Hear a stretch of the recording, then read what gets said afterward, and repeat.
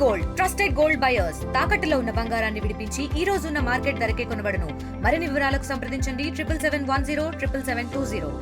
అక్రమ మైనింగ్ కేసులో మాజీ మంత్రి కాకాణి గోవర్ధన్ రెడ్డిని నిన్న బెంగళూరులో అరెస్ట్ చేశారు. రాత్రి 3 గంటలప్పుడు టీటీసీ దగ్గర తీసుకుని వచ్చి ఇక్కడ ఉంచడం జరిగింది. నెల్లూరు శివారు ప్రాంతాల్లో ఉన్న పోలీస్ ట్రైనింగ్ శిక్షణ కేంద్రంలో ఉంచడం జరిగింది. అయితే పోలీసులు చాలా రహస్యంగా ఎవరికి తెలియకుండా 3 గంటలప్పుడు తీసుకొని రావడం జరిగింది. అయితే ఈ డిటీసీ నుంచి సుమారు 1 కిలోమీటర్ వరకు ఎవరిని కూడా వెళ్ళనీయడం లేదు. కనీసం మీడియా వాళ్ళని కూడా వెళ్ళనీయడం లేదు. అయితే రాత్రి 3 గంటల సమయంలో వెంకటాచలంలోని ప్రాథమిక వైద్యశాలలో కూడా ఆయనకు చికిత్స చేయడం జరిగింది. 8 గంటలకు ఇక్కడి నుంచి తీసుకుని వెళ్ళి కాకాణి గోవర్ధన్ రెడ్డిని వెంకటగిరి కోర్టులో హాజరుపడతారు. అక్కడి నుంచి ఆయన్ని మళ్ళీ రాజమండ్రి జైలుకా లేదంటే కడప జైలుకి తీసుకెళ్తారనేది కూడా మనకు తెలియాల్సి ఉంది. ప్రధానంగా కాకాణి గోవర్ధన్ రెడ్డి మీద మైనింగ్ అక్రమ కేసులు నమోదు చేయడం జరిగింది. అయితే పొదలకూరు మండలం వరదాపురం రుస్తుం అక్రమ మైనింగ్లో అక్రమంగా ఆయన పెద్ద ఎత్తున వైట్ క్వార్జ్ విదేశాలకు తరలించి పెద్ద ఎత్తున నిధులు సమకూర్చారన్న అభియోగం అతని మీద ఉంది. అదేవిధంగా రుస్తుం మైనింగ్ యాజమాని విద్యాకిరణ్ ఫిర్యాదు మేరకు, అదేవిధంగా మైనింగ్ ఏడి బాలాజీ నాయక్ ఫిర్యాదు మేరకు ఫిబ్రవరి 2వ తేదీన ఆయన మీద కేసు నమోదు అవ్వడం జరిగింది.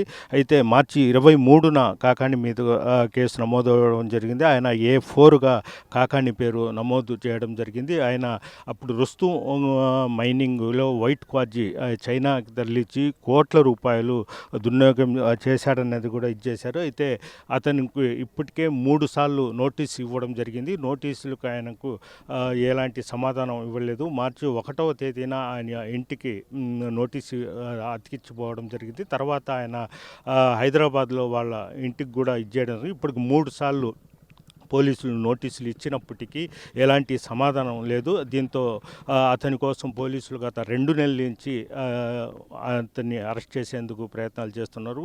ప్రత్యేకంగా 7 బృందాలను కూడా ఏర్పాటు చేసి కర్ణాటక, తెలంగాణ, అదేవిధంగా ఆంధ్రప్రదేశ్లో అతన్ని అరెస్ట్ చేసేందుకు 7 బృందాలుగా పోలీసులు అయితే చేస్తున్నారు. నిన్న రాత్రి అతన్ని బెంగళూరు వద్ద అరెస్ట్ చేసినట్లు కూడా మనకు తెలుస్తుంది. అరెస్ట్ చేసి నేరుగా పోలీసులు ఇక్కడ డిటీసీ ఇక్కడికి తీసుకొని రావడం జరిగింది. ప్రస్తుతం అయితే ఉదయం 5 గంటల నుంచి ఆయనకు విచారణ కూడా చేస్తున్నట్లు కూడా తెలుస్తుంది. అయితే పోలీసులు ఈ ప్రాంతాన్ని ఎవరిని వెళ్ళనీయకుండా కట్టుదిట్టమైన భద్రత కూడా ఏర్పాటు చేయడం జరిగింది. అయితే ఈ పోలీస్ శిక్షణ కేంద్రంలో ఉంచి ఉన్న కాకాణి గోవర్ధన్ రెడ్డి కలవనీయకుండా సుమారు 1-2 కిలోమీటర్ల వరకు ఎవరిని అటు కనీసం వాహనాలను కూడా వెళ్ళనీయకుండా ఇక్కడ కట్టుదిట్టమైన భద్రత ఏర్పాటు చేస్తున్నాము. మనం చూస్తున్నాము ఇక్కడ అంటే ఇక్కడ డిటీసీ ఇది ఉంది. అయితే అందులో కాకాణి గోవర్ధన్ రెడ్డి విచారిస్తున్నారు.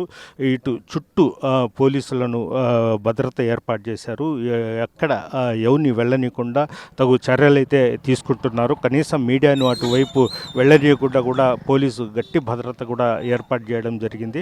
అయితే వైఎస్ఆర్సీపీ నాయకులు అదేవిధంగా కార్యకర్తలు ఈ ప్రాంతానికి రాకుండా వాళ్ళను కూడా ఈ ప్రాంతంలో 144 సెక్షన్ కూడా విధించడం జరిగింది. అదేవిధంగా వెంకటగిరి కోర్టు వద్ద కూడా భద్రత ఏర్పాటు చేస్తున్నారు. 144 సెక్షన్ కూడా అమల్లో ఉంది.